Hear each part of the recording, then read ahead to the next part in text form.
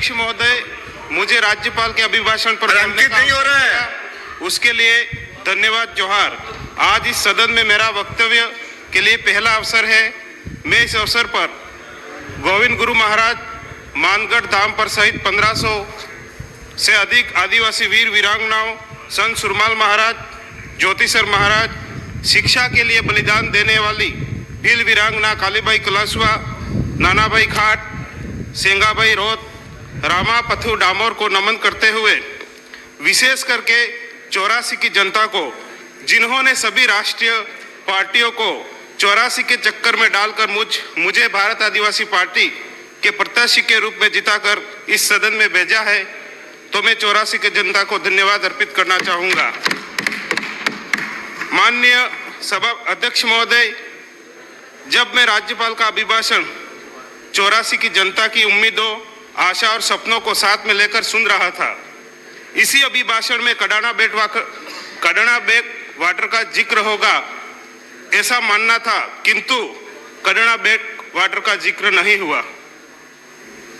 मुझे सदन में दुखी मन से कहना पड़ रहा है कि जिस पानी के लिए जब माही नदी पर 1966 में से लगा करके 1969 के बीच में जब कडाना बांध बना, उस बांध के समय हमारे आदिवासी लोगों ने अपनी जमीनें छोड़ी, अपना जंगल छोड़ा, अपना परिवार, अपने बच्चों की शिक्षाएं छोड़ी। न जाने कितने परिवार बेघर हो गए, विस्थापित हो गए। इसमें से कुछ एक को जमीनें और मुआवजा मिला और कुछ एक को मुआवजा और जमीनें नहीं मिली। ये कडाना की पानी की जो कहानी है तब से शुरू हुई थी। माननीय अध्यक्ष महोदय, शायद इतिहास में पहली बार जल यात्रा 84 की जनता के द्वारा निकाली गई थी। कडाना बांध बैक वाटर से गेजी घाटा तक 4 दिन की पैदल यात्रा सरकार को संदेश देने के लिए निकाली गई थी। 2022 में 1886 करोड़ की पेयजल परियोजना स्वीकृत भी हुई, लेकिन सरकार बदलते ही काम रुक गया।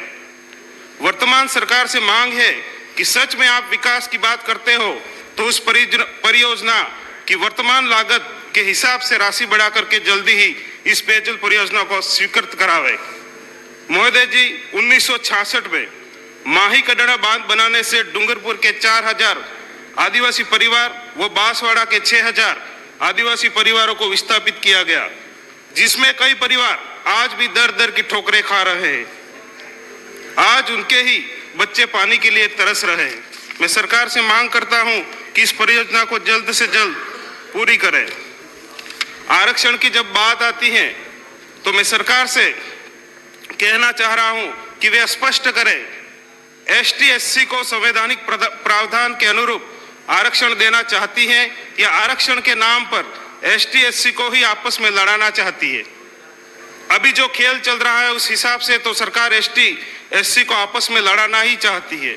सच में लाभ देना चाहती है तो क्षेत्रीय आधार पर प्रशासनिक सेवाओं में आरक्षण का बंटवारा करे।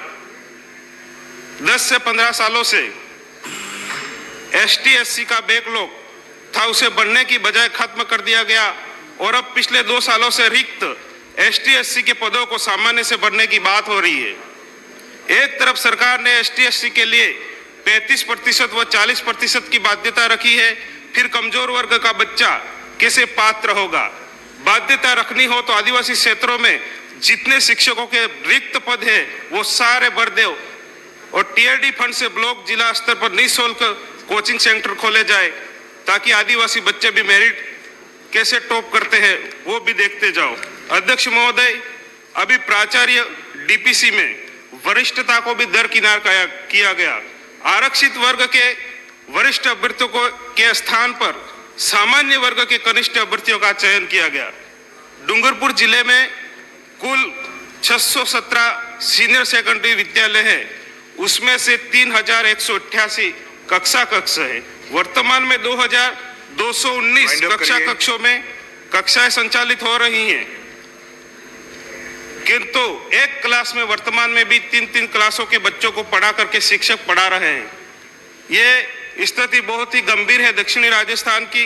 वर्तमान में व्याख्याताओं के भी वहां पर 70% पद रिक्त हैं। हमारे डूंगरपुर का सबसे बड़ा कॉलेज, जहां 7000 बच्चों पर सिर्फ 13 व्याख्याता है। और तकरीबन 22 के आसपास कमरे हैं और उसमें से 13 में से भी 3 व्याख्याता डेपुटेशन पर हैं।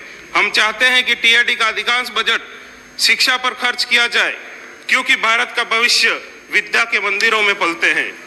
माननीय सभापति महोदय, जलदाय विभाग में पिछले कई वर्षों से तकनीकी कर्मचारियों की भर्ती नहीं हुई है।